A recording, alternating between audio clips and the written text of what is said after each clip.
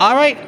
Okay, I'm here with Kathleen. Is it Wepner? It's Wepner. Wepner. I pronounced it right. Boy, if my son is going to die of shock over here. I should have had him filming this so I could be in front of the camera too. And your group is what?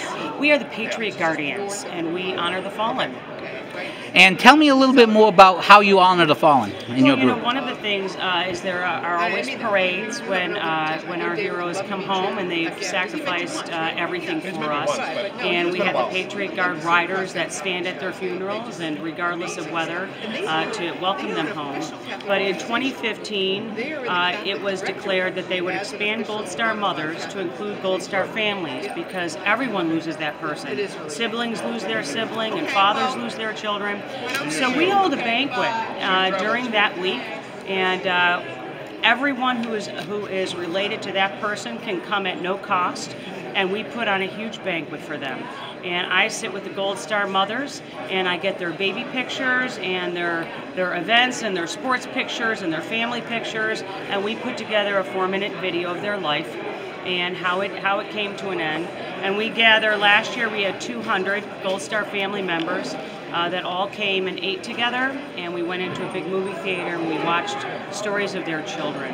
And whether they died 20 years ago or 30 years ago or a month ago, we are going to continue to honor their sacrifice. All right, where can people find more information about this? ThePatriotGuardians.com, ThePatriotGuardians.com. Okay, now I'm going to ask you some CPAC specific questions, so you can take your Patriot Guardian hat off and put your opinion hat on. First, Trump's speech, what did you think?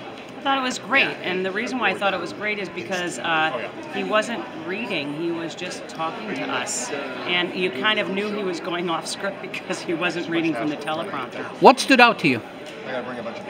You know, the talk, I'm a concealed carry permit holder. I carry all the time unless I'm coming to Washington, and when I go anywhere, whether it's picking out a Hallmark card or in the grocery store or to church, I know that if somebody came through the door that wanted to do me harm, that I would be ready for that, to at least fight back. I think that reference actually was a big game changer in the conversation concerning all of this stuff. Now, I'm going to ask you the 7 questions I've been asking everybody. And I probably know the answer to the first question from what you've already said, but I'm going to say it anyways. Trump year 1, thumbs up, thumbs down, or Mets are Mets, and what did you like best and what did you like least? Well, considering the amount of opposition that he's getting from not only Democrats but Republicans too, which to me is a shock. I was looking for Obamacare to be repealed very quickly because we had already had 40 votes. Trying to repeal Obamacare, put on by our side and not signed by the president, and yet for some reason they now know that it would be signed and they won't do it. And I think they're all frauds, to be honest with you. So considering what he's up against, even from the Republican side, I think it's been a thumbs up year. And so the failure of Obamacare would be your thumbs down thing. Right. What was your favorite thing from last year? The favorite thing would have to be tax cuts.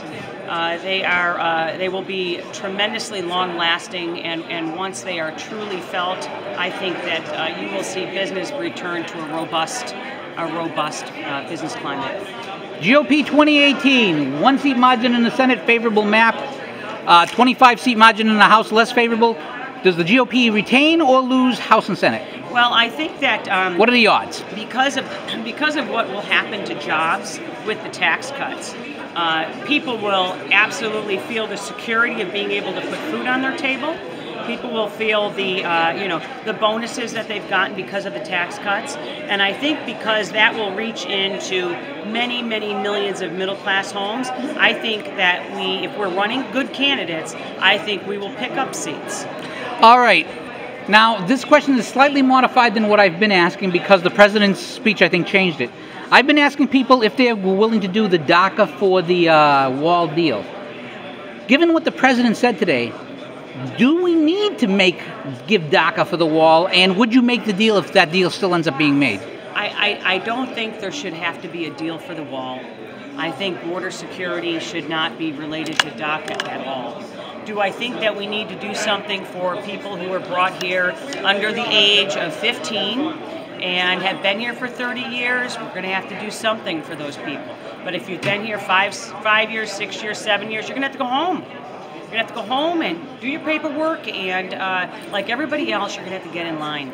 And last time, promote your website one more time. Oh, it's just thepatriotguardians.com. Go on video tributes and get to know some of the people that have died for you. All right, thank you so much for your time. Thank you. And I hope you like the cannoli.